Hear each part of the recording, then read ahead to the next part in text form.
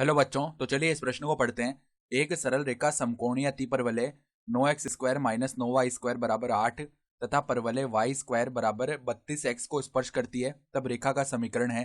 तो यहाँ पर देखो, हमें चारों विकल्पों में से सही विकल्प का चयन करना है। तो प्रश्न में आगे बढ़ने से पहले इस प्रश्न से संबंधित जो मुख्य अवधारणा है उसकी हम चर्चा कर लेते हैं। तो देखो, मुख्य अवधारणा क्या हो जाएगी।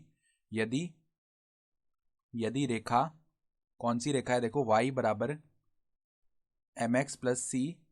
सबसे पहले देखो किसके लिए लिख रहे हैं हम लिख रहे हैं अति परवलय। देखो कौन सा अति परवलय, x² बट्टा a² माइनस y² बट्टा b² बराबर 1 को स्पर्श करें। तो यहां से देखो हमारे पास जो स्थिति है वो क्या आती है कि c² का जो मान है ना वो किसके बराबर आता है, a² m² माइनस में b² के बराबर आता है। ठीक है। फिर दूसरी स्थिति की बात कर रहे हैं कि अगर ये रेखा y बराबर mx प्लस सी परवलय y² बराबर में 4ax को स्पर्श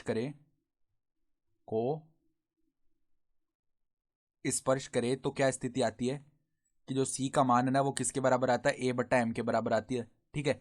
तो ये हमें जो स्थितियां हैं पता होनी चाहिए। तो अब देखो हमारे पास में जो अतिपरवलय है वो कौन सा है, समकोणीय अतिपरवलय। देखो किस प्रकार का, 9x² माइनस में 9y² बराबर में क्या है, बराबर में देखो हमारे पास है 8। तो इस 8 को इस तरफ लेके आते हैं, यानी कि हम क्या लिख सकते हैं, देखो x² बट्टा 8 लिख कर आ गए और जो यहाँ पे 9 ऊपर गुणा था उसको नीचे लेके गए तो 8 बट्टा 9 बन गया। माइनस में देखो y² बट्टा में 8 बट्टा 9 हो गया, बराबर में 1 है। तो यहाँ पर देखो तुलना करेंगे ना तो a² का मान तो हमारा 8 बट्टा 9 आ चुका है और b² का जो मान है वो भी 8 बट्टा 9 आ चुका है। ठीक है। तो हमें देखो सरल रेखा का समीकरण ज्ञात करना है। हमने एक बार मान लिया कि सरल रेखा क्या है, y बराबर mx प्लस सी है ना। तो यहाँ पर देखो जो स्पर्श होने की स्थिति है वो लगा देते हैं, यानी c² का जो मान है वो किसके बराबर आएगा, a² m² माइनस b²। तो a² का मान है 8 बट्टा 9 गुणा में m² माइनस में देखो b² का मान है 8 बट्टा 9। तो ये तो देखो क्या बन गया, यहाँ से 8 बट्टा 9 को बेनिश ले लो तो m² माइनस 1 आ गया। ठीक है। यानी कि हम क्या बोल सकते हैं कि c² का मान 8 बट्टा 9 गुणा में m² माइनस 1 आ रहा है। इसको हम बोल देते हैं समीकरण नंबर 1। ठीक है। उसके बाद देखो ये जो रेखा है ना ये इस परवलय y² बराबर 32x को भी स्पर्श कर रही है। तो y² बराबर 32x को कैसे लिख सकते हैं, 4 गुणा 8 गुणा x। तो यहाँ से तुलना करेंगे ना तो इस अति परवलय के लिए हम बड़ा ए लिख लेते हैं क्योंकि छोटा ए हम पहले लिख चुके हैं। ठीक है। तो ए का मान जो है वो किसके बराबर आ चुका है, 8 के बराबर। ठीक है। तो अगर ये सरल रेखा y बराबर एम एक्स प्लस सी इसे स्पर्श कर रही है तो c बराबर क्या आएगा, बड़ा ए बट्टा में m, ये आ जाएगा ना। तो यहाँ से देखो अब c का मान क्या आएगा, c बराबर में a का मान कितना है, 8 है ना। तो 8 बट्टा में आ जाएगा m। तो यहाँ से अगर हम c² का मान लिखेंगे ना वो क्या आएगा, 64 बट्टे में m²। सही बात है।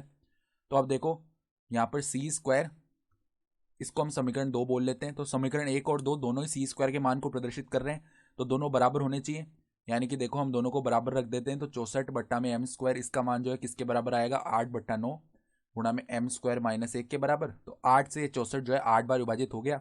तो अब देखो 9 यहाँ पर 8 से गुणा होगा तो कितना आ जाएगा, 72 बराबर में देखो m² उस तरफ गुणा हुआ तो m² गुणा में आ जाएगा m² माइनस 1। तो अब हम क्या करते हैं, m² को एक बार के लिए हमने t बोल लिया। तो अब देखो हम क्या करते हैं, 72 बराबर में क्या आ जाएगा, t गुणा में t माइनस 1। इसको हम क्या लिख सकते हैं, t² माइनस टी। सही है। अब देखो 72 को उस तरफ ले जाएंगे तो t² माइनस टी माइनस का 72 बराबर में 0 हो जाएगा। तो इसको कैसे लिख सकते हैं, देखो t² माइनस टी को हम कैसे लिख सकते हैं, माइनस 9t प्लस में 8t माइनस का 72 बराबर में 0। तो अब हमने t को बेनिस्ट ले लिया तो यहाँ से t माइनस 9 बचेगा, प्लस में 8 को बेनिस्ट ले लिया तो t माइनस 9 बच जाएगा क्योंकि 8 गुणा 9 72 होता है ना, बराबर 0। तो अब t माइनस 9 को जैसे ही बेनिस्ट लिया ना तो यहाँ पर t प्लस 8 बच जाएगा जो कि 0 के बराबर आएगा। तो दो स्थितियाँ हो सकती हैं, एक तो t माइनस 9 0 के बराबर होगा, वहाँ से t का मान क्या आ जाएगा, 9 आ जाएगा। और एक t प्लस 8 जो है वो 0 के बराबर हो तो यहाँ से t का मान माइनस का 8 आ जाएगा। अब t बराबर क्या था हमारा, m² था ना, तो m² का एक मान तो 9 आ गया और m² बराबर माइनस का 8 आ गया। तो यहाँ से देखो m² माइनस 8 के बराबर तो हो ही नहीं सकता क्योंकि यहाँ से तो काल्पनिक मान मिलेंगे ना, तो ये तो हम नहीं लेंगे, हम केवल ये लेंगे m² बराबर 9। यानी m बराबर क्या आ जाएगा हमारा, प्लस माइनस 3 आ जाएगा ना। तो अब देखो m का मान प्लस माइनस 3 आया तो c क्या था, 8 बटा m था ना। देखो c हमने पहले ही 8 बटा m लिखा था जब परवलय के साथ जो स्पर्श होने की स्थिति लगाई थी। तो c बराबर 8 बटा m है, यानी c के देखो क्या क्या मान आ जाएंगे हमारे, c बराबर में 8 बटा m का मान है प्लस माइनस 3। ठीक है। तो c का मान प्लस माइनस का 8 बटा 3 आएगा। ठीक है। तो आप देखो, हम सरल रेखा का समीकरण, अगर सरल रेखा को एल बोले ना, तो वो क्या आएगा, y बराबर में m का मान पहले 3 ले लेते हैं, तो 3x, जब m का मान 3 है तो c का मान 8/3 है ना, तो प्लस में 8/3। तो अब देखो यहाँ पे लेसा ले लेते हैं, यानी y बराबर में 9x प्लस 8, और यहाँ पे 3 जो है y से गुणा होगा, ठीक है। तो इस समीकरण को अगर लिखना चाहे ना, तो किस प्रकार से देखो लिखा जा सकता है, इस 3y को उस तरफ भेज देते हैं, यानी 9x माइनस 3y प्लस में 8 बराबर 0। तो एक तो ये आ गया सरल रेखा का समीकरण। ये तो तब आया जब हमने m का मान +3 लिया था। अब देखो एक क्या समीकरण आ सकता है इस सरल रेखा का, जब हम m का मान -3 ले, यानी y बराबर -3x। जब m का मान -3 है तो c का मान -8/3 है ना। तो अब इसको भी सरल करते हैं लेसर लेने के बाद, ठीक है। तो 3y बराबर में क्या आएगा, माइनस का 9x और माइनस का 8 बचेगा, यानी कि यहाँ से सभी पदों को उस तरफ लेके जाएंगे। तो 9x प्लस में 3y प्लस में 8 बराबर 0, एक ये समीकरण बन गया, ठीक है। तो यहाँ पर देखो ये दो समीकरण आ रहे हैं। एक तो देखो 9x प्लस 3y प्लस 8 बराबर 0, ठीक है, यानी कि विकल्प बी हो रहा है एक तो सही हमारा। और देखो एक क्या समीकरण आ रहा है हमारा, एक समीकरण बन रहा है 9x माइनस 3y प्लस 8 बराबर 0, यानी कि विकल्प सी भी हमारा सही हो रहा है। तो ये दोनों विकल्प हमारे सही विकल्प आ रहे हैं। तो आशा करता हूँ कि आपको ये प्रश्न समझ में आया होगा। धन्यवाद।